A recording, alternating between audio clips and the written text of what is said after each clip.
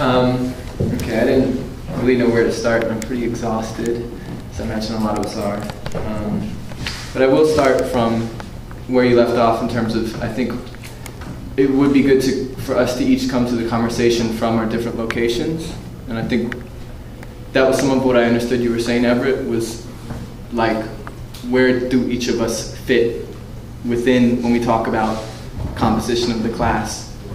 We talk about the race hierarchies, gender hierarchies, like figuring out, okay, where do we all fit, and what does that say to us about the sort of engagement that we make in what is also a collective struggle.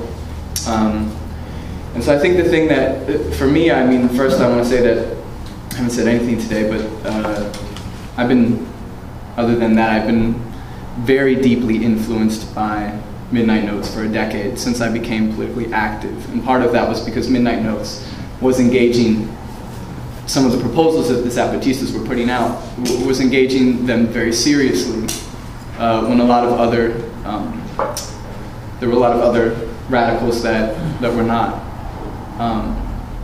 And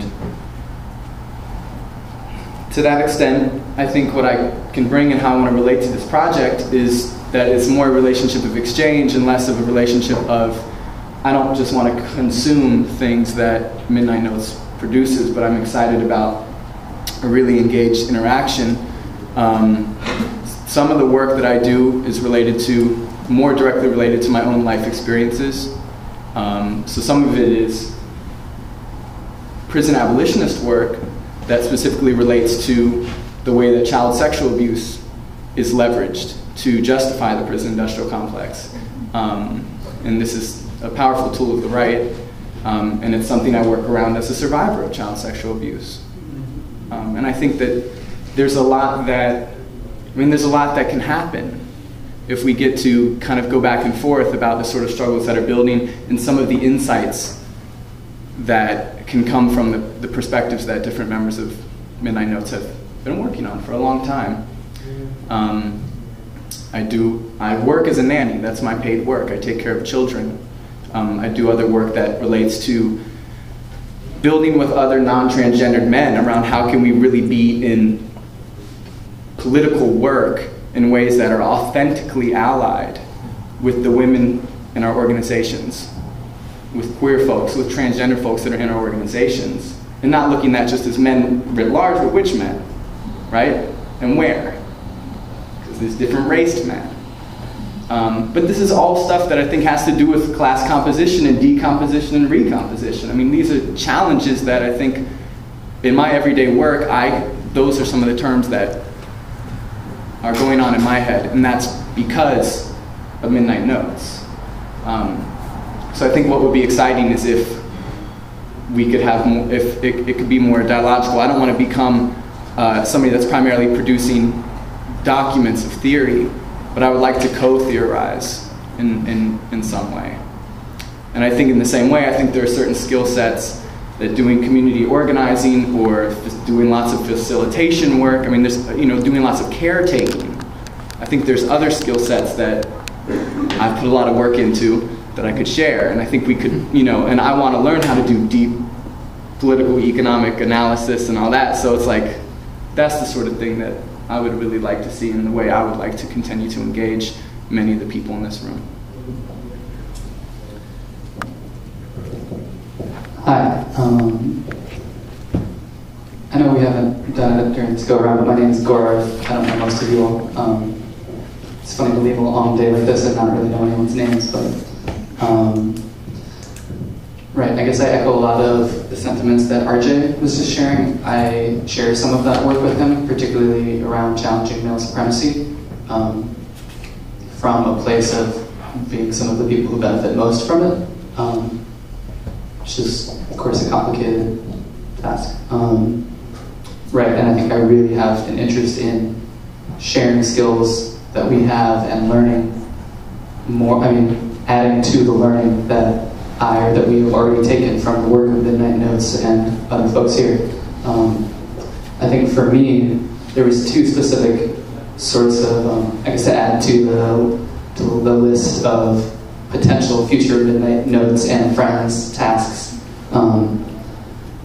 I mean, one that sort of came up, or one that did come up in different pieces, but to me, I would love not only to read, but to maybe be part of the process of really deeply understanding nonprofits and what's been labeled a nonprofit industrial complex as an obstacle to recomposition, and as part of the commodification of care and support, i.e. some of the forms of reproductive labor.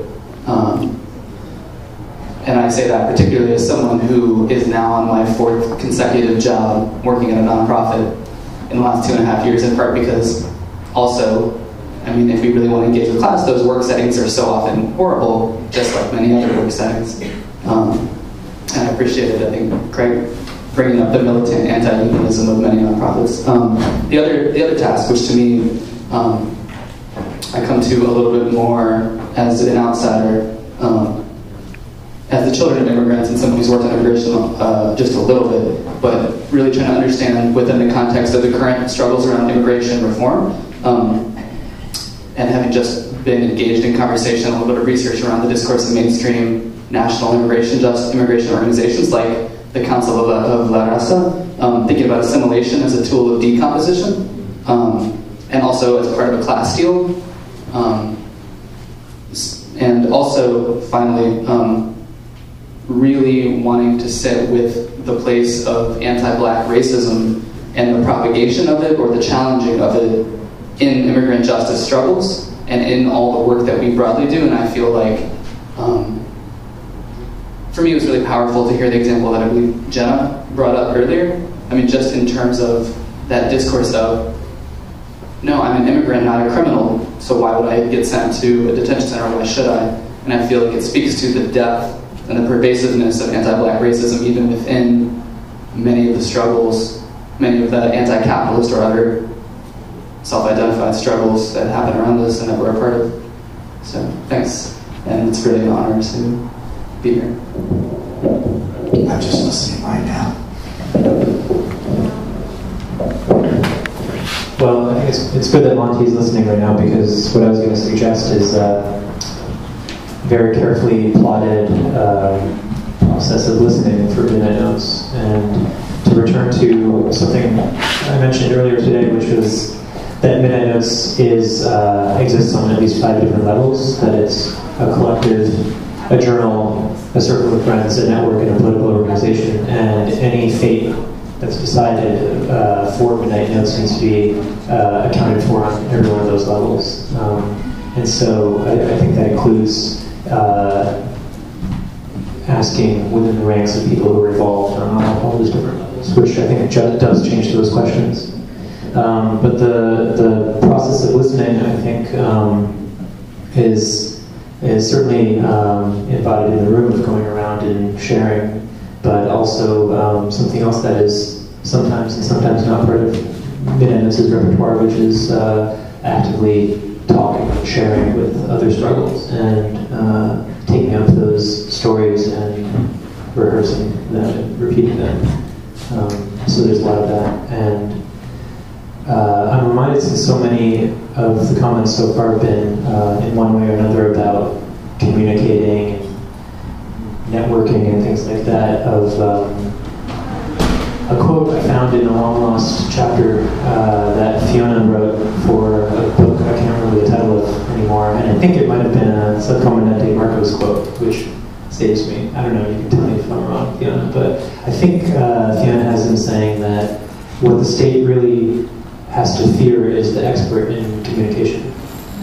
And so, I mean, all the different ways that we brought up the issue, I think it needs really, really deep dwelling on what it means to communicate for a political project with Midnight Notes.